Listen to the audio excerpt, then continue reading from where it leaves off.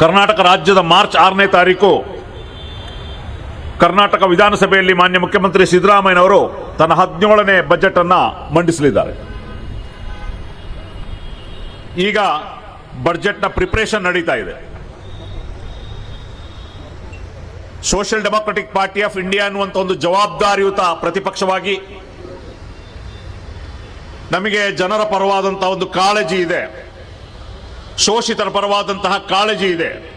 ಈ ನಾಡಿನ ಮೂಲೆಗೆ ಸೇಲ್ಪಟ್ಟ ಅಲ್ಪಸಂಖ್ಯಾತರು, ಆದಿವಾಸಿಗಳು, ಬುಡಕಟ್ಟು ಜನಾಂಗದವರು, ದಲಿತ ವರ್ಗದವರು, ಕಾರ್ಮಿಕರು, ಇವರ ಪರವಾಗಿ ನಾವೊಂದು ಕಾಳಜಿಯಿಂದ ಕಳೆದ 2 ತಿಂಗಳಿನಿಂದ ವಿವಿಧ ಮುಖಂಡರುಗಳನ್ನು, ವಿವಿಧ ಸಮಾಜ ವಿಜ್ಞಾನಿಗಳನ್ನು, ಜನಪರ ಹೋರಾಟಗಾರರನ್ನು, ವಿವಿಧ ಬುಡಕಟ್ಟು ಹೋರಾಟಗಾರರನ್ನ ಭೇಟಿಯಾಗಿ ನಿಮಗೆ ಏನು ಬೇಕು, ಬಜೆಟ್ ಮಂಡನೆ ಆಗ್ತಾ ಇದೆ, ನಿಮ್ಮ ಬೇಡಿಕೆಗಳೇನು ಎನ್ನುವ ವಿಚಾರದಲ್ಲಿ ಚರ್ಚೆ ಮಾಡಿ ಅದೆಲ್ಲವನ್ನ ಕ್ರೋಢೀಕರಿಸಿ ಕರ್ನಾಟಕ ರಾಜ್ಯಕ್ಕೆ, ಆಡಳಿತಕ್ಕೆ ನಮ್ಮ ಒಂದು ಜನತೆಯ ಪರವಾಗಿ ಒಂದು ಬಜೆಟ್ ಅನ್ನು ನಾವು ನೀಡ್ತಾ ಇದ್ದೇವೆ. ಬಂಧುಗಳೇ, ನಿಮಗೆ ಗೊತ್ತಿದೆ ಈ ಬಜೆಟ್ ಮಂಡನೆ ಆಗ್ತದೆ, ಆದರೆ ಎಷ್ಟರ ಮಟ್ಟಿಗೆ ಅದು ಜಾರಿಗೆ ಬರ್ತದೆ, ಎಷ್ಟರ ಮಟ್ಟಿಗೆ ಅದು ಖರ್ಚಾಗ್ತದೆ, ಗಂಭೀರವಾಗಿ ಚರ್ಚೆ ಮಾಡಬೇಕಾದಂಥ ವಿಷಯ. ನಮ್ಮ ಹಕ್ಕೊತ್ತಾಯದಲ್ಲಿ ಹಲವಾರು ವಿಚಾರಗಳಿದೆ. ನಾವೀಗಾಗಲೇ ಆ ಪುಸ್ತಕವನ್ನು ಬಿಡುಗಡೆ ಮಾಡಿದ್ವಿ. ಶಿಕ್ಷಣ ಅನ್ನುವಂಥದ್ದು ಈ ನಾಡನ್ನ ಬಲಿಷ್ಠಗೊಳಿಸುವಂತಹ, ಈ ನಾಡನ್ನ ಉನ್ನತಿಗೆ ತೆಗೆದುಕೊಂಡು ಹೋಗುವಂತಹ ಒಂದು ಅತ್ಯುತ್ತಮ ನಂಬರ್ 1 ಆಗಿರ್ತದೆ ಶಿಕ್ಷಣ.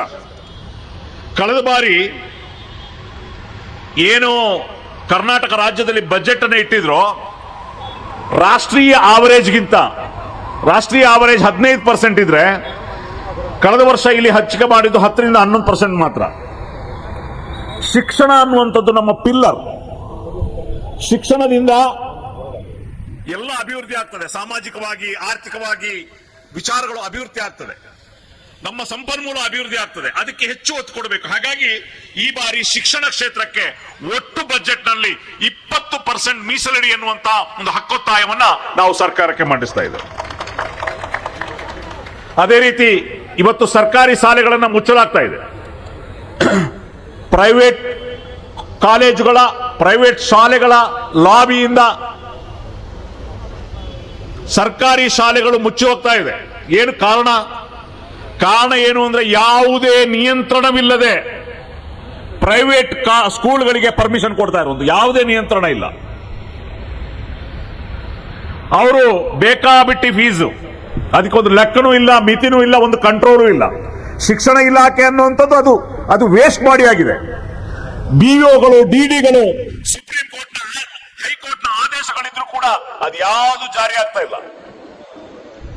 ಶಾಲೆಗಳ ಫೀಸ್ಗಳು, ಅವರ ಒಟ್ಟು ಶಾಲೆ ಅಡ್ಮಿನಿಸ್ಟ್ರೇಷನ್ ಖರ್ಚು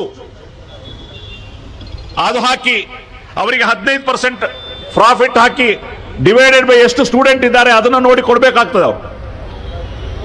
ಆದ್ರೆ ಅದನ್ನ ಮಾಡ್ತಾ ಇಲ್ಲ ಅವರು. ಬೇಕಾಬಿಟ್ಟಿ ಕ್ಯಾಪಿಟಲ್ ಶುಲ್ಕಗಳು ತಗೊಳ್ತಾ ಇದ್ದಾರೆ. ಹಾಗಾಗಿ ಸರ್ಕಾರಿ ಶಾಲೆ ಉಳಿಯಬೇಕಾದದ್ದು ಬಡವರಿಗೆ, ದಲಿತರಿಗೆ, ಆದಿವಾಸಿಗಳಿಗೆ ಬಹಳ ಮುಖ್ಯ.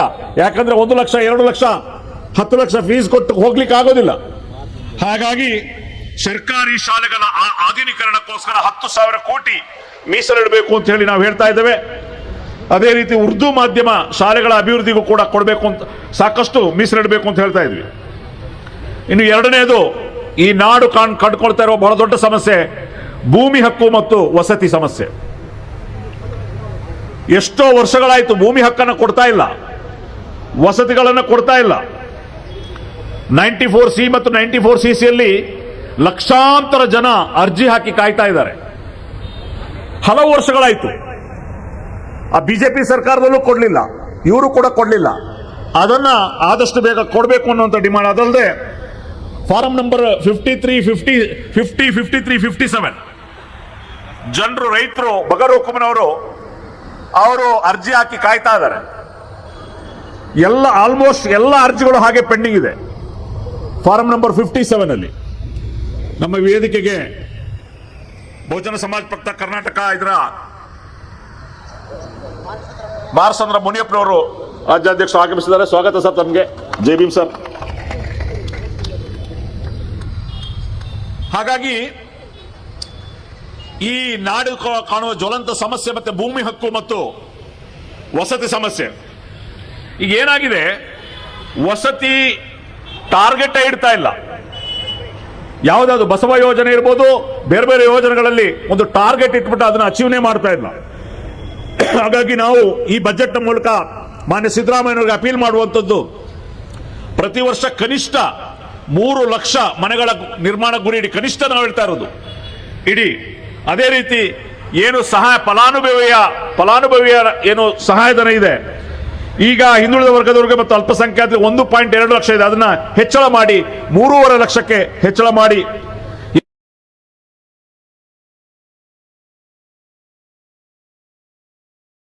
ಹಣವನ್ನ ಕೊಡದ ಕಾರಣ ಟಾರ್ಗೆಟ್ ರೀಚ್ ಆಗ್ತಾ ಇಲ್ಲ, ಮನೆ ಕಟ್ಟಲಿಕ್ಕೆ ಆಗ್ತಾ ಇಲ್ಲ. ಯಾಕಂದ್ರೆ ಅದನ್ನ ಬೇರ್ ಮಾಡಕ್ಕೆ ಅವರಿಗೆ ಸಾಧ್ಯ ಆಗ್ತಾ ಇಲ್ಲ. ನಾವು ಈ ಸಂದರ್ಭದಲ್ಲಿ ಮಾನ್ಯ ಸಿದ್ದರಾಮಯ್ಯನವರಿಗೆ ಅಭಿನಂದನೆಗಳನ್ನು ಕೂಡ ಸಲ್ಲಿಸ್ತೇವೆ. ಯಾಕಂದ್ರೆ ಕೇಂದ್ರದ ವಸತಿ ಯೋಜನೆಗಳಲ್ಲಿ, ಎಲ್ಲಾ ವಸತಿ ಯೋಜನೆಗಳಲ್ಲೂ ಅಲ್ಪಸಂಖ್ಯಾತರಿಗೆ 15% ಮೀಸಲಿತ್ತು, ಆದ್ರೆ ರಾಜ್ಯದಲ್ಲಿ ಇರಲಿಲ್ಲ. ನಿರಂತರವಾಗಿ ನಾವು ಕಳೆದ ಬಜೆಟ್ನ ಸಂದರ್ಭದಿಂದ ನಿರಂತರವಾಗಿ ದೊಡ್ಡ ಒಂದು ಕೂಗನ್ನು ನಾವು ಹಾಕಿದ್ವಿ. ಕಳೆದ ಬಜೆಟ್ನ ಸಂದರ್ಭದಲ್ಲಿ ಕೇಂದ್ರ ಸರ್ಕಾರದ ವಸತಿ ಯೋಜನೆಗಳಲ್ಲಿ ಅಲ್ಪಸಂಖ್ಯಾತರಿಗೆ 15% ಮೀಸಲಿದೆ, ಕರ್ನಾಟಕದಲ್ಲಿ ಯಾಕಿಲ್ಲ ಅನ್ನುವಂತ ಹಲವು ದಾಖಲೆಗಳನ್ನು ಎಲ್ಲವನ್ನ ಕೊಟ್ಟು ಮಾನ್ಯ ಸಿದ್ದರಾಮಯ್ಯನವರ ಸರ್ಕಾರ ಅದನ್ನ ಈಗ 15%ಗೆ, ಅಲ್ಪಸಂಖ್ಯಾತರಿಗೆ 15% ಮೀಸಲಾತಿಯನ್ನ ಅದನ್ನ ಮನ್ನಣೆ ಮಾಡಿದೆ, ಅದನ್ನ ಜಾರಿಗೆ ತಂದಿದೆ. ಈ ವಿಷಯಕ್ಕೆ ಅವರಿಗೆ ನಾವು ಅಭಿನಂದನೆಗಳನ್ನು ನಾವು ಸಲ್ಲಿಸ್ತೇವೆ. ಅದೇ ರೀತಿ ಕಾರ್ಮಿಕ ಮತ್ತು ಯೋಜನೆಯಲ್ಲಿ ಈಗ ಏನು ಯುವ ನಿಧಿ ಕೊಡ್ತಾ ಇದ್ರೆ ಅದನ್ನ 5,000ಕ್ಕೆ ಹೆಚ್ಚಿ ಅಂತ ಹೇಳ್ತಾ ಇದ್ವಿ. ಅಸಂಘಟಿತ ಕಾರ್ಮಿಕರ ಕಲ್ಯಾಣಕ್ಕಾಗಿ 1,000 ಕೋಟಿ ನಿಧಿಯನ್ನು ಇಡಿ ಅಂತ ಹೇಳ್ತಾ ಇದ್ವಿ. ಕನಿಷ್ಠ ವೇತನವನ್ನು 20% ಹೆಚ್ಚಳ ಮಾಡಿ ಅಂತ ಹೇಳ್ತಾ ಇದ್ವಿ. ಗ್ರಾಮೀಣ ಮತ್ತು ಪಂಚಾಯತ್ ರಾಜ್ಗೆ ಕನಿಷ್ಠ 5% ಅನ್ನು ಮೀಸಲಾತಿ ಅಂತ ಹೇಳ್ತಾ ಇದ್ವಿ. ಕೃಷಿ ಮತ್ತು ರೈತರ ಕಲ್ಯಾಣದಲ್ಲಿ ಕೃಷಿಗೆ 60,000 ಕೋಟಿ ಅನ್ನು ಹಂಚಿಕೆ ಮಾಡಬೇಕು. ಸಣ್ಣ ರೈತರ 2 ಲಕ್ಷದವರೆಗೆ ಸಾಲವನ್ನು ಮನ್ನಾ ಮಾಡಬೇಕು ಅಂತ ಹೇಳಿ ನಾವು ಕೋರಿಕೆಯನ್ನು ಸಲ್ಲಿಸ್ತಾ ಇದ್ದೀವಿ. ಇನ್ನೊಂದು ಬಹಳ ಮುಖ್ಯವಾದ ಕ್ಷೇತ್ರ ಆರೋಗ್ಯ ಕ್ಷೇತ್ರ. ಇತ್ತೀಚಿನ ದಿನಗಳಲ್ಲಿ ನಾವು ನೋಡ್ತಾ ಇದ್ವಿ, ರೋಗಿಗಳ ಬೀಡಾಗ್ಬಿಟ್ಟಿದೆ ಆರೋಗ್ಯ ಕ್ಷೇತ್ರ. ನೀವು ನೋಡಿದ್ರೆ ನಮ್ಮೆಲ್ಲರ ಏನು ಗಳಿಕೆ ಇದೆ, ತಿಂಗಳ ಗಳಿಕೆ ಇರ್ಬೋದು, ವಾರ್ಷಿಕ ಗಳಿಕೆ ಇರ್ಬೋದು, ಅದರಲ್ಲಿ ಅತಿ ಹೆಚ್ಚು ಖರ್ಚಾಗ್ತಾ ಇರುವಂತದ್ದು ಹಾಸ್ಪಿಟಲ್ಗಳಿಗೆ ಮತ್ತು ಶಾಲೆಗಳಿಗೆ. ಸರಿಸುಮಾರು ಒಂದು 50-60% of the income of the individual ಅದು ಖರ್ಚಾಗ್ತಾ ಇರೋದು ಆಸ್ಪತ್ರೆಗಳಿಗೆ ಮತ್ತು ಶಾಲೆಗಳಿಗೆ, ಫೀಸ್ಗಳಿಗೆ. ಹಾಗಾಗಿ ಈ ಖಾಸಗಿ ಆಸ್ಪತ್ರೆಗಳ ಬಿಲ್ಗಳ ನಿಯಂತ್ರಣಕ್ಕೆ ಕಾನೂನು ತರಬೇಕು. ಅದೇ ರೀತಿ ಪ್ರತಿ ಜಿಲ್ಲೆಯಲ್ಲೂ ಕೂಡ ಸರ್ಕಾರಿ ವೈದ್ಯಕೀಯ ಕಾಲೇಜು ಬರಬೇಕು. ವಿಕಲಚೇತನ ಮಕ್ಕಳಿಗೆ ವಿಶೇಷ ಆಸ್ಪತ್ರೆಗಳನ್ನು ಪ್ರಾರಂಭ ಮಾಡಬೇಕು. ಮತ್ತೆ ಇತ್ತೀಚಿನ ದಿನಗಳಲ್ಲಿ ನೋಡ್ತಾ ಇದ್ದೀರಿ, ಹಾರ್ಟ್ ಪೇಷಂಟ್ಗಳು, ಹೃದ್ರೋಗ ಸಾಮಾನ್ಯವಾಗಿಬಿಟ್ಟಿದೆ. 25-35 ವರ್ಷ ಯುವಕರಿಗೆ ಬರ್ತಾ ಇದೆ. ಮೊದಲು ಹೇಗಿತ್ತು ಅಂತ ಹೇಳಿದ್ರೆ, ಯಾರು ದಪ್ಪವಾಗಿದ್ದಾರೆ, ಯಾರು ಫ್ಯಾಟ್ ಇದ್ದಾರೆ ಅಂತವ್ರಿಗೆ ಮಾತ್ರ ಹೃದ್ರೋಗ ಅಂತಿತ್ತು. ಈಗ ಯಾರಿಗೆ ಅಂತಿಲ್ಲ, ಸ್ಮೋಕ್ ಮಾಡಿದವ್ರಿಗೂ ಬರ್ತಾ ಇದೆ, ಸ್ಮೋಕ್ ಮಾಡದೇ ಇರೋರ್ಗೂ ಬರ್ತಾ ಇದೆ. ಹಾಗಾಗಿ ಈ ಕರ್ನಾಟಕ ರಾಜ್ಯದ ಸರಿಸುಮಾರು 7 ಕೋಟಿ ಜನರಿಗೆ ಹೃದ್ರೋಗ ಚಿಕಿತ್ಸೆಗೆ ಇರುವಂತಹ ಹಾಸ್ಪಿಟಲ್ಗಳು ನೋಡಿದ್ರೆ, ಏನು ಜಯದೇವ ಆಸ್ಪತ್ರೆ ಬೆಂಗಳೂರಿನಲ್ಲಿ, ಮೈಸೂರಿನಲ್ಲಿ ಮತ್ತು ಕಲಬುರಗಿಲಿ, ಉಳಿದವರೆಲ್ಲ ಪ್ರೈವೇಟ್ ಹಾಸ್ಪಿಟಲ್ಗೆ ಹೋಗ್ಬೇಕು. ಒಂದು ಹಾರ್ಟ್ ಆಪರೇಷನ್ಗೆ ಶಂಟಿಂಗ್ ಆದ್ರೆ 2-3-4 ಲಕ್ಷ, ಹಾರ್ಟ್ ಆಪರೇಷನ್ ಆದ್ರೆ 5-10 ಲಕ್ಷದವರೆಗೂ ಹೋಗ್ತದೆ. ಎಲ್ಲಿಂದ ತರಬೇಕು ಬಡವರು? ಹಾಗಾಗಿ ನಮ್ಮ ಬೇಡಿಕೆ ಈ ಬಜೆಟ್ನಲ್ಲಿ ಕರ್ನಾಟಕ ರಾಜ್ಯದ ಪ್ರತಿ ಜಿಲ್ಲೆಯಲ್ಲೂ ಕೂಡ ಜಯದೇವ ಮಾದರಿ ಆಸ್ಪತ್ರೆ, ಹೃದ್ರೋಗ ಆಸ್ಪತ್ರೆನ ತೆರಿಬೇಕು ಅಂತ ಹೇಳಿ ನಮ್ಮ ಬೇಡಿಕೆಯನ್ನು ನಾವು ಇಡ್ತಾ ಇದ್ದೀವಿ. ಅದೇ ರೀತಿ ಹಲವಾರು ವಿಚಾರಗಳಿದೆ, ವಿಶೇಷವಾಗಿ ಅಲ್ಪಸಂಖ್ಯಾತರ ಕಲ್ಯಾಣ. ಕಳೆದ ಬಾರಿ ನಿಮಗೆಲ್ಲರಿಗೂ ಗೊತ್ತಿದೆ, ಈ ಸರ್ಕಾರ ಬರಬೇಕಾದ್ರೆ ದೊಡ್ಡ ಕೊಡುಗೆಯನ್ನ ಅಲ್ಪಸಂಖ್ಯಾತರು, ಹಿಂದುಳಿದ ವರ್ಗವರು, ದಲಿತರು ಕೊಟ್ಟಿದ್ದಾರೆ. ಅಲ್ಪಸಂಖ್ಯಾತರು 92% ವೋಟ್ ಕೊಟ್ಟು ಗೆಲ್ಲಿಸಿದ್ದಾರೆ. ಇವತ್ತು 136 ಸೀಟ್ ಇಟ್ಕೊಂಡು ನಾನು ಮುಖ್ಯಮಂತ್ರಿ, ನೀನು ಮುಖ್ಯಮಂತ್ರಿ ಅನ್ನೋಂತ ಜಗಳ ಆಡ್ತಿದ್ರಿ. ಇದು ಈ ನಾಡಿನ ಜನತೆ ಕೊಟ್ಟ ಅಧಿಕಾರ ನಿಮಗೆ. ನಾಡಿನ ಜನರ ಪರವಾಗಿ ಕೆಲಸ ಮಾಡಿ. ಏನು ಸಂವಿಧಾನದ ಆರ್ಟಿಕಲ್ 25 30 350AB ಪ್ರಕಾರ ಧಾರ್ಮಿಕ, ಭಾಷಾ, ಸಂಸ್ಕೃತಿ ಹಕ್ಕುಗಳ ರಕ್ಷಣೆಗಾಗಿ ಸಂವಿಧಾನ ಹೇಳ್ತದೆ. ಹಾಗಾಗಿ ಅಲ್ಪಸಂಖ್ಯಾತರ ಕಲ್ಯಾಣಕ್ಕೆ ಸರಿಸುಮಾರು ಈ ರಾಜ್ಯದಲ್ಲಿ ಸರಿಸುಮಾರು 16-17% ಇರುವ ಅಲ್ಪಸಂಖ್ಯಾತರ ಕಲ್ಯಾಣಕ್ಕೆ ಕನಿಷ್ಠ 15,000 ಕೋಟಿ ರೂಪಾಯಿಯನ್ನ ಮೀಸಲಿಡಿ ಅಂತೇಳಿ ನಾವು ಇಲ್ಲಿ ಮನವಿಯನ್ನ ಮಾಡ್ತಾ ಇದ್ದೇವೆ. ಹಲವಾರು ಅದೇ ರೀತಿ ಇನ್ನೊಂದು ಬಹಳ ಮುಖ್ಯವಾಗಿ ನಾವು ಹೇಳುವಂಥದ್ದು ಏನು SC/ST ಸಮುದಾಯಗಳಿಗೆ SCP TSP ಹಣ, ಈ SCP TSP ಹಣದಲ್ಲಿ ಇವ್ರು ಏನ್ ಮಾಡ್ತಾ ಇದ್ದಾರೆ ಅಂದ್ರೆ ಆ ಹಣವನ್ನು ಅದು ಟೋಟಲಿ ಶೆಡ್ಯೂಲ್ ಕಾಸ್ಟ್ ಶೆಡ್ಯೂಲ್ ಟ್ರೈಬ್ಗಳ ಅಭಿವೃದ್ಧಿಗೆ ಬಳಸಬೇಕು. ಆದ್ರೆ ಅದನ್ನ ಅವ್ರು ಈಗ ಏನ್ ಮಾಡ್ತಾ ಇದ್ದಾರೆ, ಗ್ಯಾರಂಟಿ ಯೋಜನೆಗಳಿಗೆ ಮರುಬಳಕೆ ಮಾಡ್ತಾ ಇದ್ದಾರೆ. ಇದು ಖಂಡಿತ ತಪ್ಪು. ಇದನ್ನ ನಾವು ಖಂಡಿಸ್ತೇವೆ. ಯಾವ ಕಾರಣಕ್ಕೂ SCP TSP ಹಣವನ್ನ ಬೇರೆ ಯಾವುದೇ ಕಲ್ಯಾಣ ಕಾರ್ಯಕ್ರಮಗಳಿಗೆ ಬಳಸಬಾರದು ಅನ್ನುವಂತಹ ವಿಚಾರದಲ್ಲಿ ನಾವು ಈ ಸಂದರ್ಭದಲ್ಲಿ ಸರ್ಕಾರಕ್ಕೆ ಮನವಿ ಮಾಡ್ತಾ ಇದ್ದೇವೆ. हमारे दरमियान हजरत मौलाना शाकिरुल्लाह साहब, जामिया ईदगाह के बिलाल ईदगाह के खतीब साहब, मैं इनको भी स्टेज पर तशरीफ आने के लिए दावत देता हूं। ಏನಾಗಿದೆ, ಈಗ ಡಿಸೆಂಬರ್ ಅಂತ್ಯಕ್ಕೆ ಒಟ್ಟು ಬಜೆಟ್ ಏನು ಅಲೋಕೇಟ್ ಮಾಡಿದ್ರು ಕಳೆದ ಸರಿ 3,46,600 ಕೋಟಿ ರೂಪಾಯಿಗಳೇನು ಮಾಡಿದ್ರು, ಅದರಲ್ಲಿ ಏನು ಡಿಸೆಂಬರ್ ಅಂತ್ಯಕ್ಕೆ 2,02,742 ಕೋಟಿ ಬಿಡುಗಡೆ ಆಗಿದೆ. ಆದರೆ ವೆಚ್ಚ ಆಗಿರುವಂಥದ್ದು 1,78,742 ಕೋಟಿ ಮಾತ್ರ. ಇನ್ನು ಏನು ಡಿಸೆಂಬರ್ ಅಂತ ಬಿಡುಗಡೆ ಆದ ಹಣದಲ್ಲಿ 24,000 ಕೋಟಿ ಖರ್ಚು ಮಾಡಕ್ಕೆ ಬಾಕಿ ಇದೆ. ಈಗಾಗಲೇ ಏನಾಯ್ತು, ಮಾರ್ಚ್ ಬರ್ತಾ ಇದೆ, ಮಾರ್ಚ್ ಎಂಡಿಂಗ್ ಅಲ್ಲಿ ಇದನ್ನೆಲ್ಲ ಖರ್ಚು ಮಾಡಬೇಕು. ಅಂದ್ರೆ ಒಟ್ಟು ಅನುದಾನದಲ್ಲಿ ಇನ್ನೂ ಕೂಡ ಓನ್ಲಿ 56% ಮಾತ್ರ ಗ್ರೋತ್ ಏನಾಗಿದೆ, ಪ್ರಗತಿ 51.6% ಮಾತ್ರ ಗ್ರೋತ್. ಕಳೆದ ವರ್ಷಕ್ಕಿಂತ 6% ಗ್ರೋತ್ ಈ ಸರಿ ಕಡಿಮೆ ಆಗಿದೆ. ಅದೇ ರೀತಿ SCP TSP ಯೋಜನೆಯಲ್ಲಿ ಒಟ್ಟು 29,897 ಕೋಟಿ ಅನುದಾನ ಬಿಡುಗಡೆ ಮಾಡಿದ್ರು ಕೂಡ ಡಿಸೆಂಬರ್ 7ಗೆ ಖರ್ಚು ಮಾಡಿರೋದು ಸರ್ 13,295 ಕೋಟಿ ಮಾತ್ರ SCP ಪರಿಶಿಷ್ಟ ಜಾತಿ ಉಪಯೋಜನೆಯಲ್ಲಿ. ಇನ್ನು ಗ್ರಾಂಟ್ ಆಗಿರೋದ್ರಲ್ಲೇ 12,489 ಕೋಟಿ ಬಾಕಿ ಇದೆ. ಅದೇ ರೀತಿ ಗಿರಿಜನ ಉಪಯೋಜನೆಗೆ ಶೆಡ್ಯೂಲ್ ಟ್ರೈಬ್ 11,810 ಕೋಟಿಯಲ್ಲಿ ವೆಚ್ಚವಾಗಿರುವುದು ಕೇವಲ 4,487 ಕೋಟಿ, ಏನು 50% ಕೂಡ ಆಗಿಲ್ಲ. ಅಂದ್ರೆ ಸಮಾಜ ಕಲ್ಯಾಣ ಇಲಾಖೆಯ ಮಂತ್ರಿಗಳು ಅಧಿಕಾರಿಗಳು ಏನು ಮಾಡ್ತಾ ಇದ್ದಾರೆ, SCP TSP ಹಣ ಏನು ಬಿಡುಗಡೆ ಆಗಿದ ಹಣನ 50% ಬಳಸಿಲ್ಲ ಅಂತಂದ್ರೆ ಇನ್ನು ಬಾಕಿ ಬಿಡುಗಡೆ ಆಗ್ಲಿಕ್ಕಿರೋ ಹಣ ಮಾರ್ಚ್ ಎಂಡ್ ಒಳಗಡೆ ಅದು ಕ್ಲೋಸ್ ಆಗಬೇಕು. ಇನ್ನು ಆರೋಗ್ಯ ಇಲಾಖೆ ಸ್ಥಿತಿ ಬಹಳ ಖೇದಕರವಾಗಿದೆ. 15ನೇ ಹಣಕಾಸು ಆಯೋಗದ ಅನುದಾನದಲ್ಲಿ 229 ಕೋಟಿ ಆರಂಭ ಶುಲ್ಕ ಇತ್ತು, ಅದರಲ್ಲಿ ಖರ್ಚಾಗಿರೋದು 68 ಕೋಟಿ ಮಾತ್ರ. 186 ಕೋಟಿ ಇನ್ನೂ ಖರ್ಚಾಗದೆ ಬಾಕಿ ಇದೆ. ಆರೋಗ್ಯ ಕ್ಷೇತ್ರಕ್ಕೆ ನಾನು ಈಗಾಗಲೇ ಹೇಳಿದೆ, ಕೇವಲ 4% ಅನ್ನ ರಿಸರ್ವ್ ಇಟ್ಟಿದ್ದಾರೆ, ಅದು ಸಾಲೋದಿಲ್ಲ ಅನ್ನುವಂಥದ್ದು. ಗ್ರಾಮೀಣ ಅಭಿವೃದ್ಧಿಗೆ ಕಾರ್ಯಕ್ರಮದಲ್ಲಿ ಬಿಡುಗಡೆ ಅದೇನು ಮುಖ್ಯಮಂತ್ರಿ ಮೂಲಸೌಕರ್ಯ ಅಭಿವೃದ್ಧಿ ಕಾರ್ಯಕ್ರಮ ಅಂತ ಗ್ರಾಮೀಣ ಅಭಿವೃದ್ಧಿಗೆ ಒಂದು ವಿಶೇಷ ಯೋಜನೆಯನ್ನು ಮಾಡಿದ್ದಾರೆ. ಅದರಲ್ಲಿ ಇನ್ನೂ ಬಿಡುಗಡೆ ಆದದರಲ್ಲಿ 300 ಕೋಟಿ ಇನ್ನೂ ಕೂಡ ಖರ್ಚಾಗಿಲ್ಲ. ಇನ್ನು ಪಂಚಾಯತ್ನಲ್ಲಿ ಚುನಾವಣೆ ನಡೆಸದೇ ಇರೋದ್ರಿಂದ ಜಿಲ್ಲಾ ಪಂಚಾಯತ್ ಇರ್ಬೋದು, ತಾಲೂಕ್ ಪಂಚಾಯತ್ ಇರ್ಬೋದು, ಆಡಳಿತಗಳು ಸ್ಪೀಡ್ ಆಗ್ತಾ ಇಲ್ಲ, ಹಣ ಖರ್ಚಾಗ್ತಾ ಇಲ್ಲ, ಅನುದಾನಗಳು ಯುಟಿಲೈಸ್ ಆಗ್ತಾ ಇಲ್ಲ. ಗ್ರಾಮೀಣಾಭಿವೃದ್ಧಿಗೆ ಮೀಸಲಾದ 19,000 ಕೋಟಿ ಅದು ಪರಿಣಾಮಕಾರಿಯಾಗಿ ಬಳಕೆ ಆಗ್ತಾ ಇಲ್ಲ. ಅದೇ ರೀತಿ ಪೌರಾಡಳಿತದಲ್ಲಿ 456 ಕೋಟಿ ರೂಪಾಯಿ ವೆಚ್ಚಕ್ಕೆ ಬಾಕಿ ಇದೆ. ನೀರಿನ ಸಂಸ್ಕರಣಾ ಯೋಜನೆಗೆ ಮೀಸಲಾದ 163 ಕೋಟಿ ಇನ್ನೂ ಖರ್ಚಾಗಿಲ್ಲ. ಇನ್ನು ಬಹಳ ಮುಖ್ಯವಾದ ಒಂದು ವಿಷಯವನ್ನ ನಾನು ಈ ಮುಂದೆ ವೇದಿಕೆಯಲ್ಲಿರುವ ಗಣ್ಯರಿಗೆ ಮತ್ತು ನಿಮ್ಮ ಮುಂದೆ ಪ್ರಸ್ತಾಪ ಮಾಡ್ತೇನೆ. ಎಲ್ಲ ಕಡೆ ನೀವು ಬೋರ್ಡ್ ನೋಡಿರ್ಬೋದು, ದೊಡ್ಡ ದೊಡ್ಡ ಬೋರ್ಡ್. ಒಂದ್ ಕಡೆ ಸಿದ್ದರಾಮಯ್ಯನವರು, ಒಂದ್ ಕಡೆ DK ಶಿವಕುಮಾರ್. ನುಡಿದಂತೆ ನಡೆದಿದ್ದೇವೆ ಅಂತ ಹೇಳಿ ಅವ್ರು ಹೇಳ್ತಿದ್ದಾರೆ. 1000 ದಿನ ಆಯ್ತು ಈ ಸರ್ಕಾರ ಬಂದು, 1,000 ಬದನೆ ಆಯ್ತು. ಇವ್ರು ಏನ್ ಹೇಳಿದ್ದಾರೆ, ನುಡಿದಂತೆ ನಡೆದಿದ್ದೇವೆ ಅಂತ ಹೇಳ್ತಾರೆ. 2023ರ ಕಾಂಗ್ರೆಸ್ನ ಚುನಾವಣಾ ಪ್ರಣಾಳಿಕೆಯಲ್ಲಿ 134 ಭರವಸೆಯನ್ನು ಕೊಟ್ಟಿದ್ರು. ನಮ್ಮ ಮಾಧ್ಯಮ ಮಿತ್ರರು ಸೀರಿಯಸ್ ಆಗಿ ಚರ್ಚೆ ಮಾಡಬೇಕಾದಂತ ವಿಚಾರಗಳಾಗಿರ್ತದೆ ಇದು. ಯಾವುದೋ ಲವ್ ಜಿಹಾದು, ಸಿದ್ದರಾಮಯ್ಯನವರು ನಾಟಿ ಕೋಳಿ ತಿಂದ್ರು, ಅವರೇನೋ ಇನ್ನೇನೋ ಮಾಡಿದ್ರು, ಇನ್ನೇನೋ ಆಯ್ತು.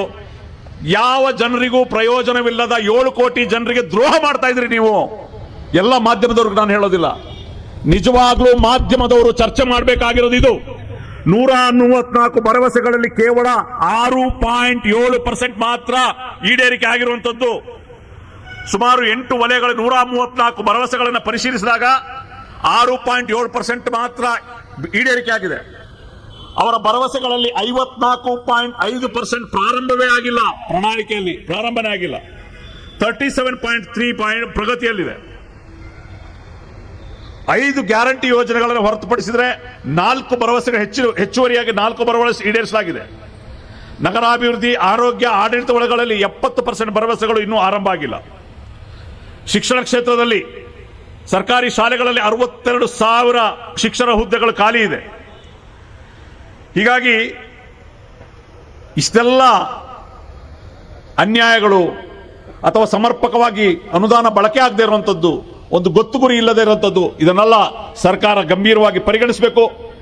ಎಲ್ಲ ಸಂಘ ಸಂಸ್ಥೆಗಳು, ಪೊಲಿಟಿಕಲ್ ಪಾರ್ಟಿಗಳು, ಅದೇ ರೀತಿ ಮೀಡಿಯಾ ಈ ಬಗ್ಗೆ ತುಂಬಾ ಸೀರಿಯಸ್ ಆಗಿ ಚರ್ಚೆ ಮಾಡಬೇಕು ಜನರ ಪರವಾಗಿ ಅಂತ ಹೇಳ್ತಾ, ಮಾನ್ಯರೇ, ಬಜೆಟ್ ಅಂದ್ರೆ ಅದು ಕಾಗದದ ಲೆಕ್ಕ ಅಲ್ಲ, ಅದು ಜನರ ಆಶೆ, ಜನರ ಆಶೋತ್ತರಗಳ ಈಡೇರಿಕೆಯ ಒಂದು ಭಾಗ ಆಗಿರ್ತದೆ.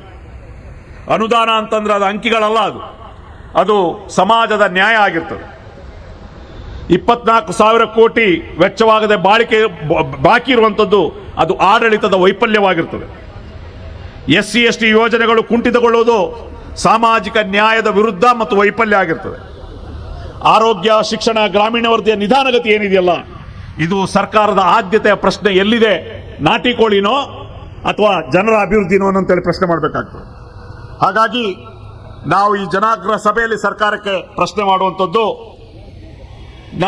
ನಮಗಾಗಿ ಮೀಸಲಿಟ್ಟ ಜನರ ತೆರಿಗೆ ಹಣದ ಈ ಅನುದಾನಗಳು, ಅಥವಾ ನೀವು ನಮ್ಮ ಹೆಸರನ್ನು ಹೇಳಿಕೊಂಡು ಸಾಲ ತಂದ ಈ ಹಣ, ಈ ಅನುದಾನಗಳು ಸಂಪೂರ್ಣವಾಗಿ ಯಾವಾಗ ಬಳಕೆ ಆಗ್ತದೆ? SC STಗಳ, ಬುಡಕಟ್ಟು ಜನಾಂಗದವರ, ಅಲೆಮಾರಿಗಳ, ಅಲ್ಪಸಂಖ್ಯಾತರ ಕಣ್ಣೀರನ್ನು ನೀವು ಯಾವಾಗ ಒರೆಸ್ತೀರಿ?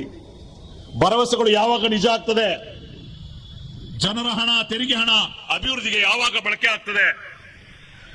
ಈ ರೀತಿ ಸರ್ಕಾರ ಇಂಥ ವಿಚಾರಗಳಲ್ಲಿ ಜವಾಬ್ದಾರಿಯೋಗ ಕಾರ್ಯನಿರ್ವಹಿಸಬೇಕು ಅಂತ ಹೇಳ್ತಾ, ಜನರ ನಿರೀಕ್ಷೆಗಳಿಗೆ ನಿಮಗೆ ಅಮೋಘವಾಗಿ 136 ಸೀಟ್ ಕೊಟ್ಟಿದ್ದಾರೆ, ಸಂಪೂರ್ಣ ಶಕ್ತಿಯನ್ನು ಕೊಟ್ಟಿದ್ದಾರೆ. ಆ ಶಕ್ತಿಯನ್ನ ಬಳಸಿಕೊಂಡು ನೀವು ಅಧಿಕಾರದ ಕುರ್ಚಿಗಾಗಿ ಕಿತ್ತಾಡದೆ, ನಾಟಿ ಕೋಳಿ ವಿಚಾರದಲ್ಲಿ ಚರ್ಚೆ ಮಾಡದೆ, 7 ಕೋಟಿ ಜನರ ಆಶೋತ್ತರಗಳಿಗಾಗಿ ಕೆಲಸ ಮಾಡಬೇಕು ಮತ್ತು ಬಜೆಟ್ ಮಂಡನೆ ಆಗಬೇಕು ಅಂತ ಹೇಳಿ ತಮ್ಮೆಲ್ಲರ ಪರವಾಗಿ ಈ ಸರ್ಕಾರವಾದಕ್ಕೆ ಹಕ್ಕೊತ್ತಾಯವನ್ನು ಮಂಡಿಸ್ತಾ ನನ್ನ ಮಾತುಗಳನ್ನು ಮುಗಿಸ್ತಾ ಇದ್ದೇನೆ. ಜೈ ಹಿಂದ್, ಜೈ ಕರ್ನಾಟಕ, ಜೈ ಭೀಮ್.